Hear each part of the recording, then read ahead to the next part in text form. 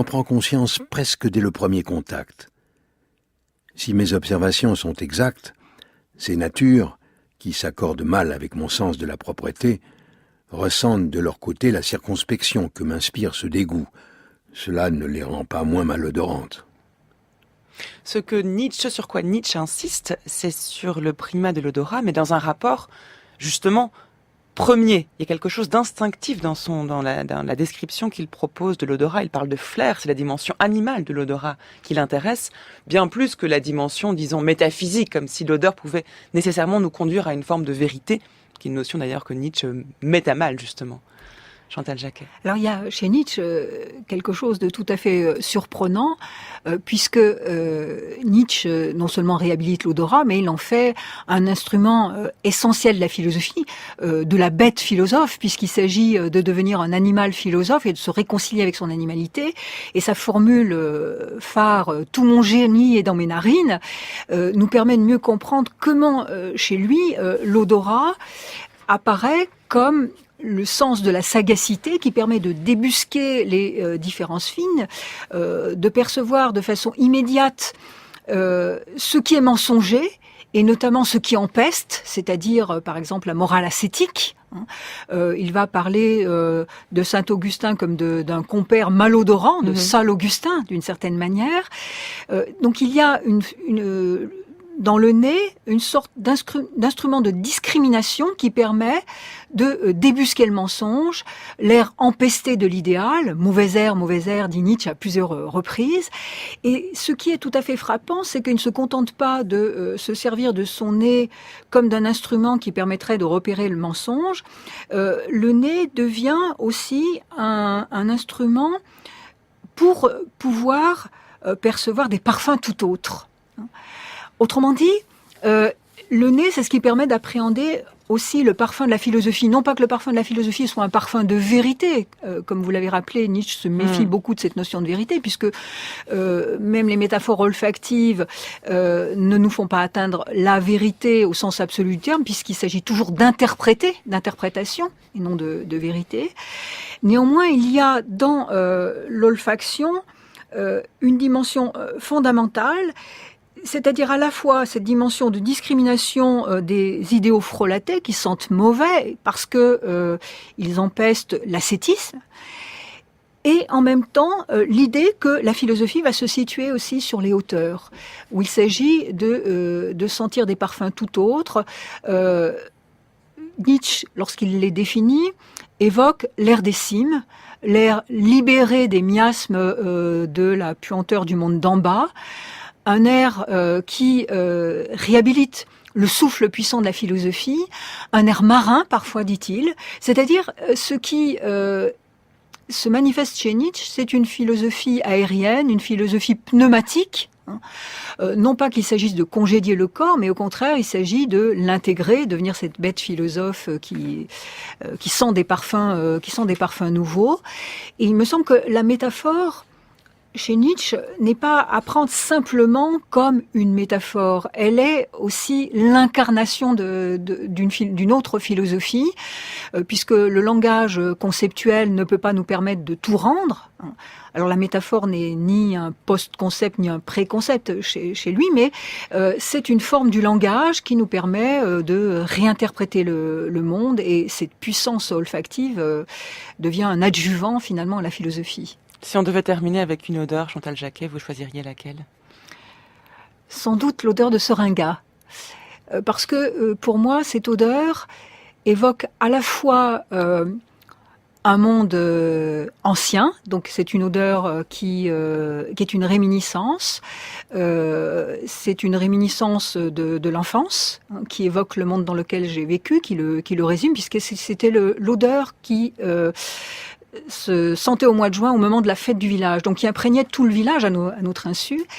Et cette odeur est en même temps une odeur extrêmement blanche, mobile. Donc pour moi, elle évoque aussi le futur. Parce que il me semble que dans l'odorat, on a toujours tendance à insister sur le fait que c'est le sens de l'émotion, le sens de la mémoire. Mais je pense que c'est aussi le sens de la création, le sens de la nouveauté, puisque on peut combiner des nouveaux parfums, on peut inventer de nouveaux parfums, bon, comme les molécules de synthèse permettent de le faire. Et donc, ça permet aussi de penser passé et futur ensemble, comme faisant partie intégrante de l'existence. Et pas seulement la nostalgie du parfum, mais aussi sa dimension prospective et inventive. Et le désir de ce qui n'est pas encore né. Si le nez de Cléopâtre avait été plus long, Si le grand Paganini n'avait pas joué de violon, Et si Roméo n'avait pas rencontré Juliette, on n'en serait pas là.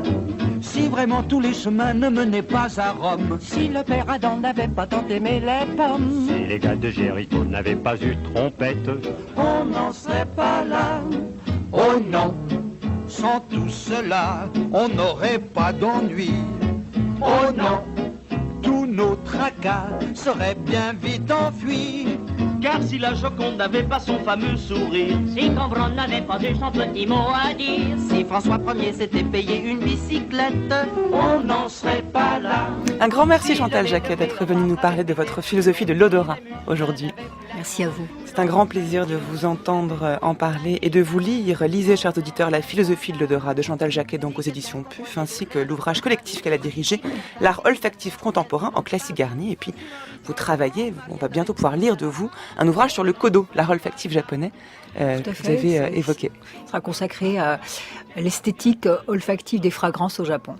Eh bien, on a hâte de vous lire. Sur France Culture, Les chemins de la philosophie, Le nez de Cléopâtre par Ray Ventura, c'est celui qui va nous conduire jusqu'à Géraldine Mosna-Savoie. Bonjour Géraldine. Bonjour Adèle, bonjour à tous. Punir, c'est le titre du livre qui a retenu votre attention Oui, aujourd'hui. Punir, une passion contemporaine, un essai extrêmement intéressant de Didier Fassin qui vient de paraître aux éditions du Seuil. Le tribunal. L'audience est reprise, vous pouvez vous asseoir. Alors, le tribunal, à présent d'avoir délibéré, condamne monsieur Maximilien Jeanne à 12 mois de prison, dont 6 mois assortis d'un sursis avec mise à l'épreuve pendant 2 ans, prononce le maintien en détention de Maximilien Jeanne et le condamne également à une interdiction des droits civils, civiques et de famille pendant 2 ans. Voilà, monsieur. C'est un calcul évident pour chacun. Un crime égale un châtiment, un délit égale une peine. C'est un calcul, un lien de causalité, une convention, une évidence même, et bien sûr toute une déclinaison de loi. Et pourtant, comme le rappelle Didier Fassin dans son essai, il y a le cas où un crime n'est pas châtié, et puis il y a le cas contraire d'un châtiment qui s'applique sans crime avéré. On peut d'ailleurs trouver une foule d'exemples dans l'actualité. Ce sont d'un côté ceux qui échappent à de lourdes sanctions, telles certaines personnes haut placées, et puis de l'autre, chiffre à l'appui, des sanctions plus sévères et plus fréquentes à l'égard des autres, sans augmentation pour autant de la délinquance et de la criminalité. Alors pourquoi associe-t-on naturellement crime et châtiment? Est-ce seulement une question de cas particulier, d'exception, d'application des peines qui échappent à la généralité de la loi? Ou vraiment, y a-t-il quelque chose dans la réalité qui devrait remettre en cause ce lien qu'on a établi entre le délit et la peine? Alors encore faudrait-il définir ce qu'on entend par réalité. Il y a certes les chiffres, les exemples, Didier Fassin n'en est pas avare, et puis il y a aussi les définitions des champs que l'on peut cerner objectivement. Qu'est-ce que punir? Pourquoi et comment? Et qui punit-on? Ce sont 3 questions qui structurent ce livre. Mais il y a aussi ce qui se joue en deçà de la causalité et qui la consolide comme telle, une question de mœurs, une question de passion. La passion contemporaine de punir, pour reprendre le titre de cet essai, qui nous pousse à nous interroger comment la peine est-elle devenue non seulement l'unique moyen de la loi, mais aussi de nos normes morales et affectives, et puis si la punition n'était pas seulement ce qui nous fait peur et agit comme une limite pour préserver l'ordre, mais était-elle devenue un automatisme, un réflexe presque affectif qui peut se retourner contre nous et contre l'ordre social. Ça a l'air vraiment passionnant, Géraldine. C'est un essai passionnant, et donc c'est de Didier Fassin, Punir, une passion contemporaine, paru au Seuil. Et vite, je me dépêche pour dire que ce soir, il y a une rencontre à 19h à la Maison des Métallos dans le 11e autour de Didier Fassin avec Mickaël Fossel, Michel Perrault, Mireille Delmas-Marty et Didier Ruiz. Dans le 11e arrondissement de Paris, donc. De Paris, oui, pardon. Pour les auditeurs parisiens et pour tout le monde, on mettra l'information sur le site sur le site chemins. Et puis allez lire ce livre très bien aux éditions du Seuil. Nous, on va sans doute en faire plus qu'une lecture, hein, n'est-ce pas? Une semaine émission sur la punition, sur la semaine. prison, ce serait bienvenu. Merci à vous, Géraldine. Merci Chantal Jacquet. Merci à l'équipe des chemins de la philosophie, Livia Gary qui a préparé cette émission, Pierre Brossard, Antoine Ravon, Marie Marianne Chassor, Géraldine Mosna-Savoie bien sûr, Olivier Bétard à la réalisation cette semaine, Dali Yaha à la prise de son. Aujourd'hui, demain, la semaine sur le nez, l'odeur, le parfum continue. Demain, nous parlerons de Baudelaire, des parfums de Baudelaire, en compagnie d'André Guyot. Pour écouter cette émission, rien de plus simple, rendez-vous sur le site des Chemins de la Philosophie. Je précise, pour ceux qui prennent cette émission en cours de route, que les nouveaux chemins de la connaissance sont devenus les chemins de la philosophie, mais les podcasts restent le même, le site reste le même, nos comptes Facebook et Twitter n'ont pas changé, simplement de titre, mais le lien.